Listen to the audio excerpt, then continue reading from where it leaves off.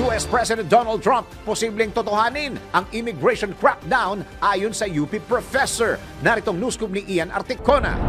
Posibleng magkaroon ng epekto sa Pilipinas sakaling totohanin ni US President Donald Trump ang immigration crackdown nito. Ito'y ayon kay University of the Philippines Diliman Political Science Professor Aris Arugay dahil sa naiulat na maraming Pinoy ang nakatira sa Amerika na walang kaukulang dokumento upang manatili sa nasabing bansa.